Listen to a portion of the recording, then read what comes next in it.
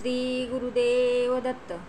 भगवान भोले बाबा म्हणतात, माझ्यापाशी आलेले आहेत, मागू काहीच नको, फक्त मला जे स्नान घातले आहे ते माझ्या चरणापर्यंत घेऊन जाय आणि ते जल सगळ्या घरात शिंपडून ते तुझ्या घरात सुख संपदा घर भरवणे माझे काम आहे. जेथे माझ्या चरणाचे रज पोहोचते तेथे सुख संपदा स्वयं पोहोचते.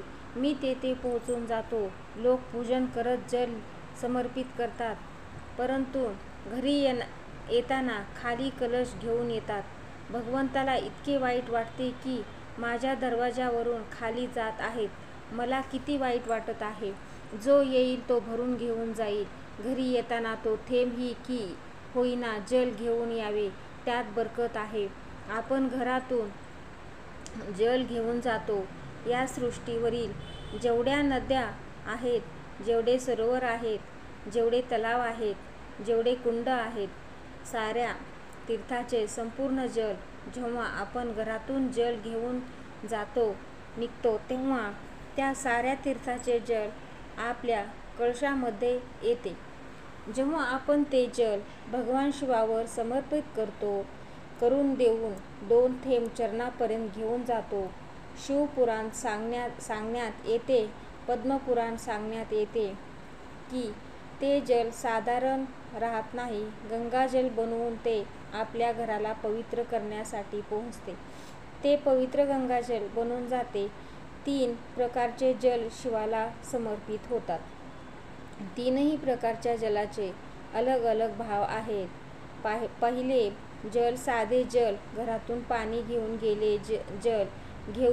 गेले भगवान शिवाला समर्पित केले तो आपण आपल्या घराचा ॲड्रेस सांगितला जातो.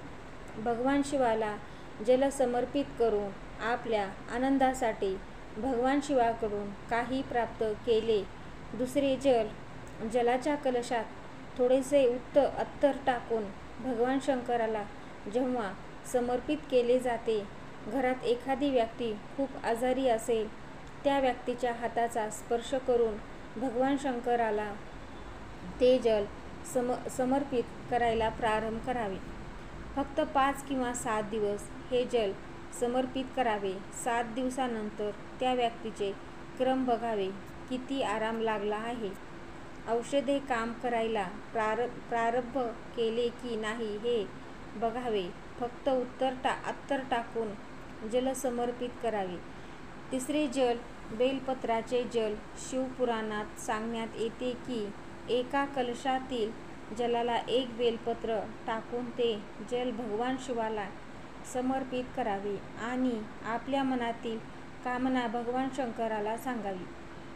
केवळ बेलपत्राच्या माध्यमातून सांगावी, बोलून नाही सांगायची आहे. भगवान शंकर आपली कामना पूर्ण करतात.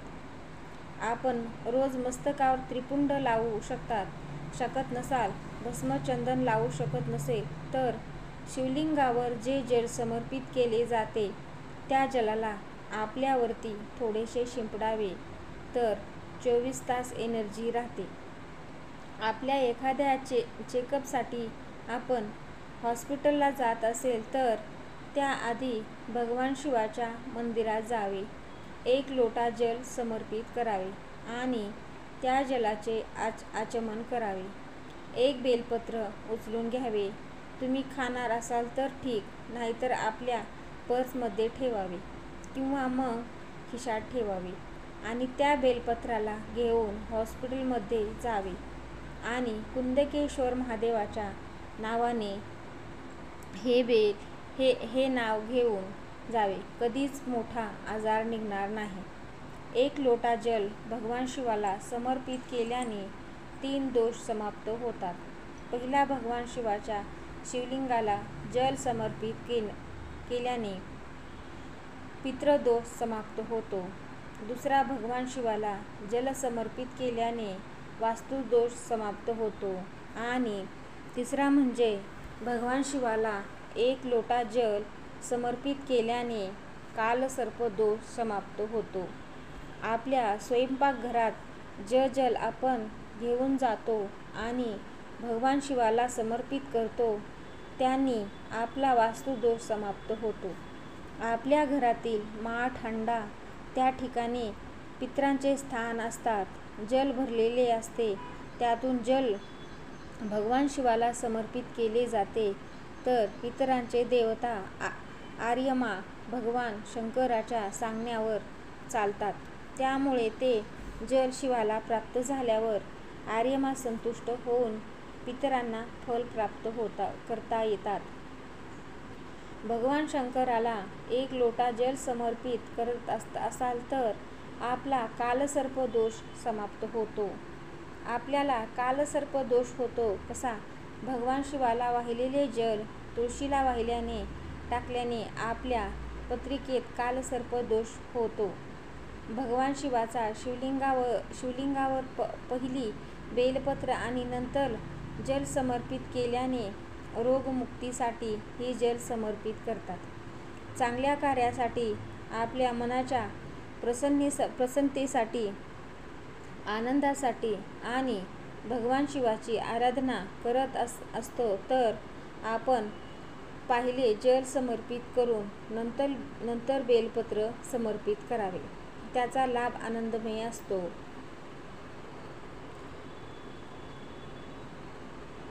श्री गुरुदेव दत्त.